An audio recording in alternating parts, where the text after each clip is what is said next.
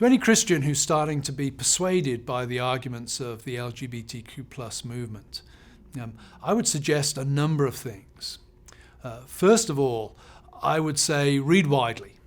Don't just read one angle on these things, and read the critics of the LGBTQ plus movement. And advice I give to students all the time is, never read the second best book on any subject. Read the best of the critics.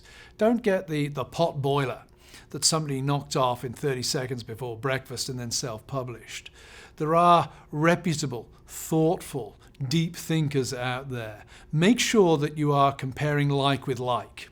When you start to find yourself being drawn away by the arguments of one side, make sure that you're comparing them with good arguments from another side. Secondly, I would say ground yourself well in biblical and systematic theology. The question of sexuality is ultimately a question of anthropology. And the question of anthropology is ultimately one that has to be answered relative to a Christian doctrine of creation. And I think Genesis 1 to 3, a lot of controversy I know about Genesis 1 and the timing of the days, etc. That's not my interest on this particular point. I think the notion of human beings created in the image of God is of critical importance to understanding all aspects of human behavior and human morality.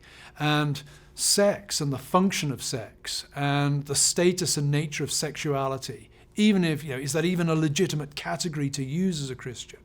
Those questions can only be answered with a thorough Christian doctrine of anthropology grounded in a thorough Christian doctrine of creation.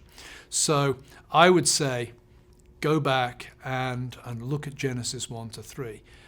One of the best writers on this happens to be Pope John Paul II. His work on the theology of the body draws deeply on creation, on human anthropology as a way of thinking about sex, not as an identity, but as an activity. So I would suggest Genesis 1 to 3 and the great commentators and thinkers in the history of the church on the anthropological implications of that. That's where you need to go intellectually for your answers.